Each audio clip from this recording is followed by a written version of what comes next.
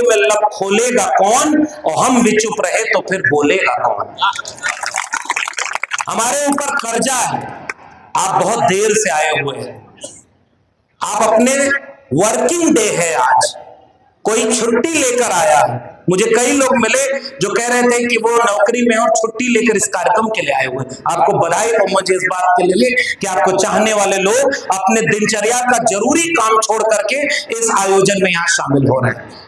लेकिन मैं आपसे एक सवाल पूछता हूं, इस आयोजन में आप अगर किसी व्यक्ति के लिए आए होंगे तो आप उन्हें चेहरा दिखाकर लौट जाएंगे कि उनके हमारा रिश्ता अच्छा रहेगा।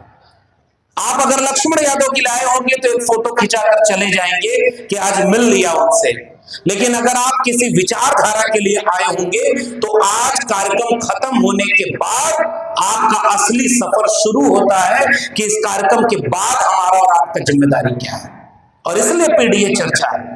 मैं आपसे बहुत गंभीर दो चार बातें ही कहूंगा, पूर्व के वक्ताओं ने बहुत शानदार बातें कह दी। चेयरमैन साहब जब बोल रहे थे तो उन्होंने अपना दर्द कहा, और मैं तो शुक्रिया अदा करता हूं कि मंच भी आपने पीडीए वाला ही सजाया, इसीलिए गलती से नहीं, साजिश के तहत लोग राजपाल यादव नाम लेते हैं जबकि उनका नाम राजपाल कश्यप है।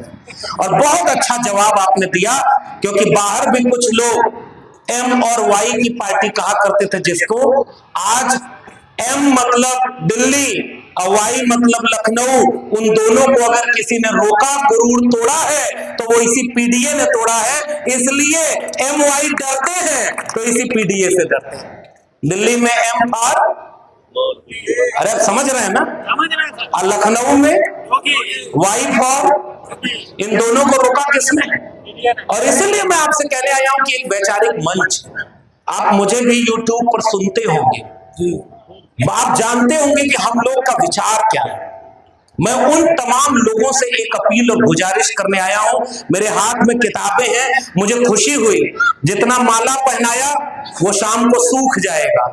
सबको एक एक किताब बंटवाइए, जब तक किताब सुरक्षित रहेगी ये मुरझाएगी नहीं, अपनी विचारधारा से आपको रोशन करती रहेगी। इसलिए किताब और कलम की ही बचाने की लड़ाई आपको लड़नी। ये किताबें ही बचाएंगी, किताबें ही बचाएंगे कि झूठ कहां बोला जाए।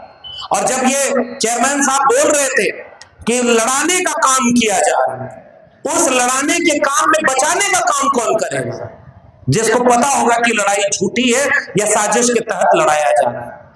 हिंदू को मुसलमान से लड़ा दो, जातियों को आपस में बांट कर लड़ा दो, गरीब को कमजोर को आपस में लड़ा दो, तभी ना अपना बेटा बीसीसीआई का चेयरमैन बनेगा। ये लड़ाई उस समाजवादी आंदोलन की लड़ाई है जिसे हमने अपने बुजुर्गों से सीखा है। बहुत वरिष्ठ लोग इस कार्यक्रम में आए हुए हैं, पुराने लोग हैं, और पुराने लोगों और उनको याद करते हुए मैं नौजवानों को याद दिलाना चाहता हूं। हमने पढ़ाई छोड़ दी, हम जयकारा लगाने में मशगूल हो गए। इसलिए मैं आपसे शिकायत कर रहा हूं, बताओ पुराना इतिहास कितना है? डॉक्टर भीमराव अंबेडकर के बारे में कितनी किताबें आपने पढ़ी? और यहां तो सब भरे पेट वाले पढ़े लिखे लोग हैं।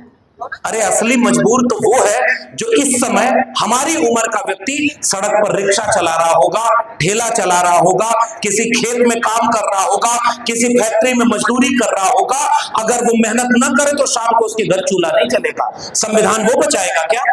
मैं आपसे पूछना चाहता हूं, जिसे पता ही नहीं कि संविधान का मतलब क्या है, क्योंकि संविधान को वहां तक पहुंचाने की अभी जिम्मेदारी इन सरकारों ने नहीं निभाई। लेकिन संविधान हमारे तक तो पहुंचा। हमारे तन बदन पर जो कपड़ा है, हमारी आंखों में जो आत्मविश्वास है, और हमारे बोलने में जो हिम्मत और साहस है, ये सब अगर मिला है तो इस देश के संविधान से मिला है। इसलिए संविधान को बचाने और लड़ने की जिम्मेदारी, ये कर्जा हमारे ऊपर है।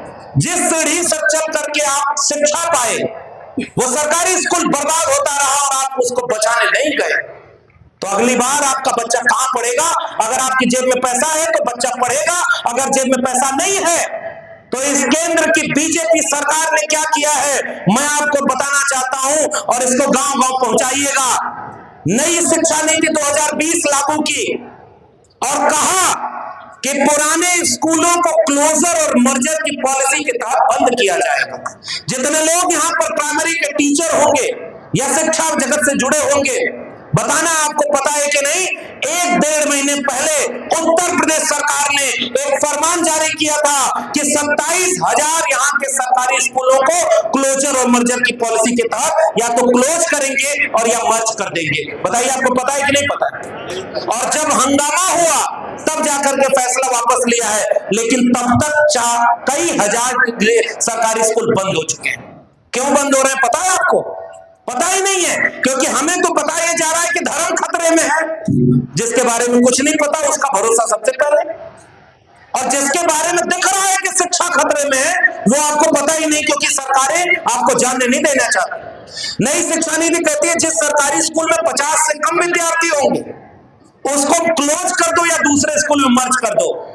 आज से 20 साल 30 साल पहले नियम आया कि जितना गांव के करीब स्कूल होगा वो इतना ज्यादा पढ़ेगा इंडिया।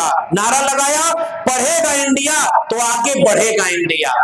अगर पढ़ेगा इंडिया तो सवाल भी करेगा इंडिया, और सवाल करेगा तो पूछेगा कि बताओ 15 लाख एक अकाउंट में क्यों नहीं आया, बताओ 2 करोड़ रोजगार क्यों नहीं मिला, बताओ स्मार्ट सिटी क्यों नहीं बनी, बताओ स्मार्ट गांव क्यों नहीं बना, बताओ बुलेट ट्रेन क्यों नहीं चली, बताओ 2022 तक किसानों की आय दुगनी क्यों नहीं हुई।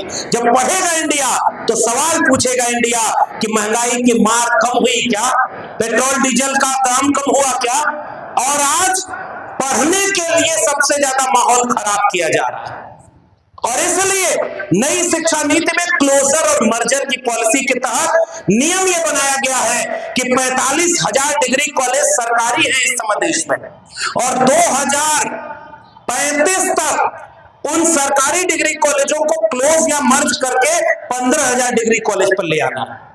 जिस समय नए स्कूल नए विश्वविद्यालय खोले जाने हैं, जो खुला है उसको बंद कर रहे हैं, ताकि न पढ़ेगा इंडिया, न समझेगा इंडिया, न आगे बढ़ेगा इंडिया, और न सवाल पूछेगा इंडिया। तो इंडिया मूर्खों की एक भीड़ तैयार करेगा, क्योंकि शिक्षा नहीं रहेगी तो बाकी लोग क्या करेंगे। आजकल नौजवान देखते हैं ना, मोबाइल पर आता है रील्स में कि गोबर खाने से बीमारी ठीक हो जाती है। बताइए आप देखा है कि नहीं? आपने कितने लोग गोबर खाए? नहीं खाए ना। जो समझदार है वो गोबर खाएगा। हमारे पुरखे कम पढ़े लिखे थे, किसान, कुम्हार, लोहार, बढ़ई, नाई, मोची, जितने हाथ से मेहनत करने वाले पुरखे बहुत कम पढ़े लिखे थे, फिर भी इतने समझदार थे कि गाय का गोबर खाने से बुद्धि नहीं बढ़ती, उसको खेत में डालने से अनाज पैदा होता है, और उस अनाज को पढ़ करके हम पेट भरेंगे और अपने लड़ने और आगे बढ़ने का काम करेंगे। उन्होंने कभी गोबर नहीं खाया। और शिक्षा बर्बाद करके एक ऐसा भारत तैयार किया जा रहा है जिसको समझाया जाए कि गोबर खाने से बीमारी ठीक हो जाती है। आजकल एगो नया नया सब बाबा को हमने देखा, रील्स पर देखे होंगे नौजवान। एक आदमी गया, कहा कि बाबा पेट में पथरी है, तो बाबा आंख बंद किया, मंत्र पढ़ा और हवा में कैंची चलाया। थोड़ी देर बाद कहा बच्चा पथरी, तो उसने कहा बाबा गायब, बाबा की जय हो। उसके बाद कहा अगला मरीज बुलाओ। क्या ऐसे डॉक्टर पर आपको भरोसा है? तो अगर भरोसा होगा तो पढ़ा लिखा होने के बाद आप समझोगे ना कि अगर इतना ही अगर उसमें ताकत है तो ये सरकारी अस्पताल में बीमार बन के लाइन में लगने वाले लोग कौन हैं? जाके जाति जनगणना कराइए। 90% हमारे लोग हैं जो बीमार बन करके वहां लाचार और बेबस खड़े हैं ताकि दवाई मिल जाए कि उनके जान बच जाए।